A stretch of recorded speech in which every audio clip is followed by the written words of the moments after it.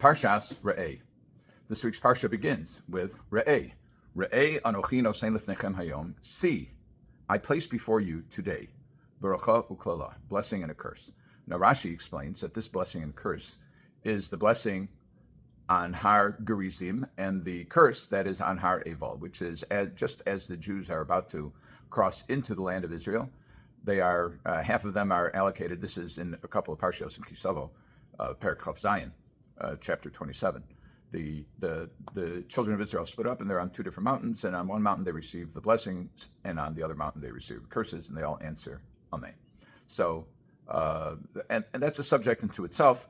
Moshe, according to Rashi, is referring to that bracha and klala, that blessing and curse, and he says Re'eh, see. Now in English, we don't distinguish between when we're talking to an individual or we're talking to a group of people. Between the singular and the plural in the language of command or the infinitive, we would say see an individual or see to a group.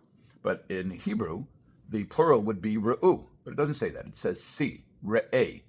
But the following words are anochi nosein lifnechem hayom. I am placing before you, plural. One might say before y'all. So the commentaries raise what appears to be an inconsistency in the numerosity, and the re'eh is a singular verb, and lifnechem is plural. So how do we resolve this? So some Mefarshim say that the Almighty is speaking both to the individual and to the collective, and so there's an artful alternating between the singular and the plural. This appears to be the opinion of the Ibn Ezra. The Vilna Gaon seems to say, there are a couple of versions of the opinion of the Vilna Gaon, but he says he's referring to the Ummah, the Klal Yisrael, as a group, as one entity, Re'eh. And then I place before you because perhaps there are different mitzvos that apply to different people. There are different mitzvos for Kohanim and for Leviim and for Yisraelim, for men and for women, and for people in Israel and outside of Israel. So there are variations on the mitzvos. Not all mitzvos apply to all individual members of the children of Israel. So there is Re'eh, look at this as a collective, and Lifnechem, before each of you as individuals. But we have to ask ourselves, what's the point of using this term Re'eh in the first place? See. What do we gain from see?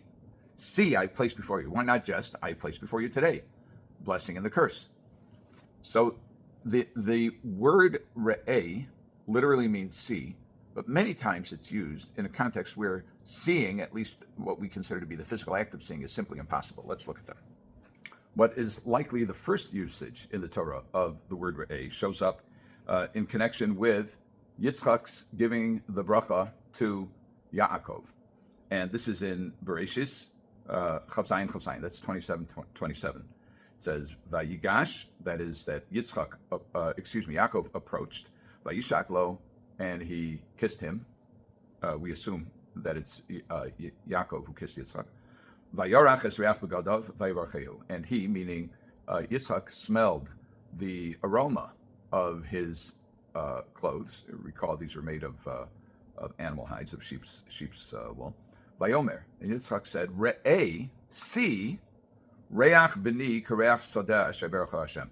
The aroma, the smell of my son is like the smell of the field that the Lord has blessed. Well, how do you see an aroma? So it's clear that at least in its first usage, the term Re'eh doesn't mean physical vision, but it means something else.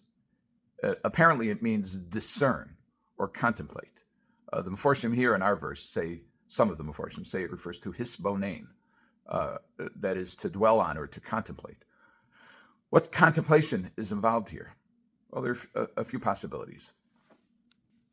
One opinion attributed to the Vilna Gaon is that a person should always be looking as an individual and should not allow the behavior of the group to sway him unless the behavior is appropriate. In other words, just because somebody is doing something, or many people are doing something, a person should always have a critical view of what's going on around him and not necessarily be caught up in the trends. So that is, Re'eh, always maintain your individual perspective and don't get caught up in the trends of the crowd unless you have determined that that trend is okay. Others say, I believe this is the Ksav Sofer who says that Re'eh Be discerning. Anochi nosen lefnechem hayom bracha uklala. I am placing before you today a blessing and a curse, but be discerning about it. Why? Because the blessing can have negative consequences. What does that mean? Well, we've discussed it in the past. Vayishman Yeshur and Vayivat. Yeshur meaning Yisrael got fat and it rebelled, meaning material success can bring negative consequences, negative spiritual consequences, can bring negative material consequences as well. But the most common, or at least the most commonly observed negative consequences by Chazal is that when a person gets successful, we've talked about this recently, when a person gets successful, he tends to think, to take credit for it by himself and to forget about the divine fuel that he was given. The Kli Yakar has a somewhat different perspective on this usage of the word re'eh. The Kli Yakar says that a person should always see himself, and now he's quoting Gemara in Kiddushin. The Gemara says, and the Rambam quotes this in Hilchos Tshuva as well, but a person should always see himself as though he's standing in a world that is half chayav and half zakai, which means half meritorious and the other half is blameworthy. And therefore, says the Gemara, asay mitzvah achas, or asa mitzvah achas, echrias kol ha'olam l'kasros. And so if the world is standing perfectly balanced between good and evil in terms of the actions of the individuals, and if a person does one good thing, then in concept, he tilts the balance to the good. And what this means is a person should always deem his actions to be of profound significance. This person must not go through life thinking that his actions are immaterial, are insignificant, don't have meaning. On the contrary, the Gemara in Sanhedrin says that every individual is an olam male, is a complete world. And we could certainly relate to this half and half business within ourselves. It seems difficult to imagine a world that is constantly perfectly balanced between good and evil, and it's waiting for me to push it over. But it doesn't mean that the world is actually like that. What the Gemara is encouraging and what the Kli Yakar is saying we should do is be mindful of the consequence of bracha and klala, of blessing and curse, and we should do our part to bring the world to blessing. Each of us, as an individual, should do our part to bring the world to blessing. There is one more explanation that is, again, attributed to the Vilna Gaon. He may have said all of these. I don't know. I didn't see it inside, but I saw them quoted, which is that when an individual hears a collective charge or collective blame, collective a preaching, a musar to a group, he can always tell himself, you know what, that applies to them. It doesn't apply to me. I'm different. I'm okay. I'm good.